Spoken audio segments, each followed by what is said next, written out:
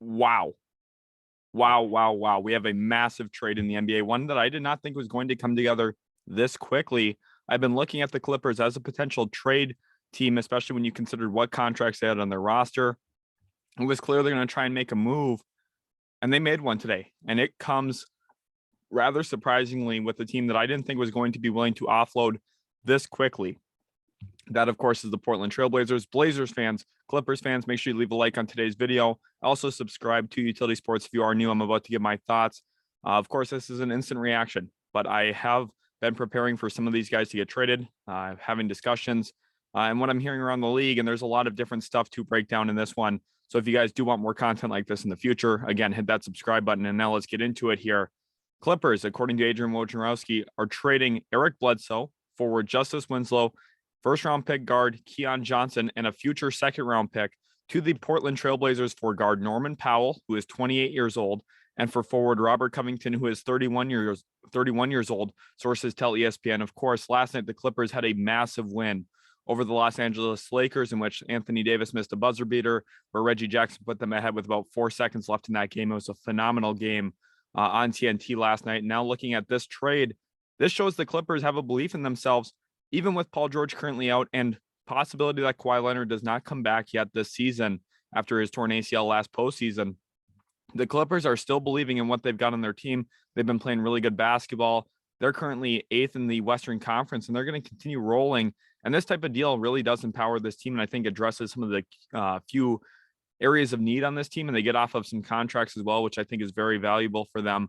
When you look at the long-term outlook for this team, it makes a lot of sense. And for Portland, I'm a little shocked here, honestly.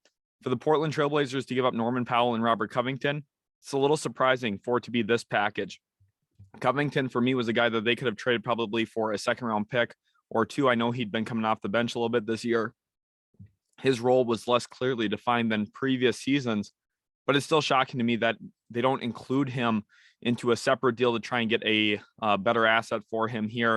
And then Norman Powell. Last year, I was really critical of the Blazers for trading Gary Trent for Norman Powell. And this is why. Gary Trent is having a phenomenal season with the Toronto Raptors. He's a huge part of that outlook there.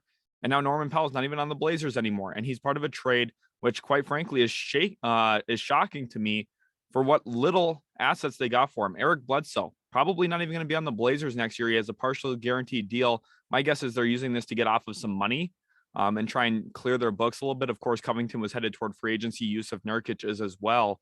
So there's some questions right now in Portland, but this is clearly a selling move. Then you also get Justise Winslow, who, yeah, he's been solid for the Clippers in spot minutes, but he's not a massive piece. And I don't think the Blazers are looking at him as one.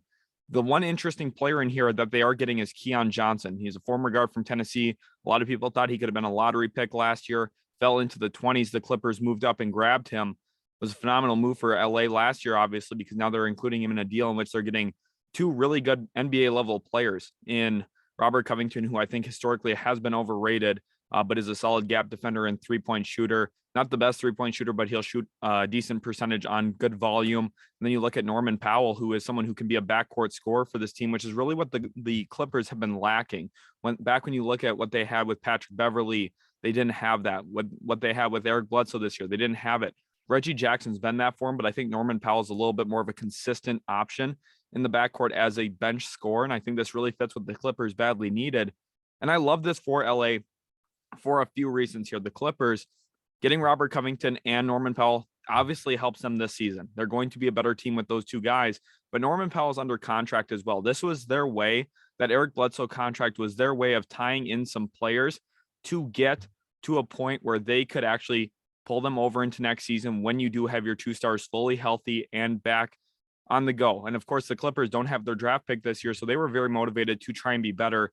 And the fact that they only had to include a second-round pick to get this done with those three guys is monumental. They got the two best players in this trade. Keon Johnson, perhaps down the road, could be a really good player. I love him as a creation type of guy, getting downhill, getting toward the rim, very athletic point guard, and someone who can handle the ball, a little bit reminiscent of Dennis Smith Jr., who, but I think a little bit higher of his ceiling. I know some people might grunt hearing that comparison, but I think DSJ, his career just didn't pan out well based off his situation. And I think if Keon Johnson gets into a spot where he can actually have the basketball, makes some sense. And for me here, Portland clearly buying into the Anthony Simons train where they're trying to clear up money so they can pay him an extension this offseason.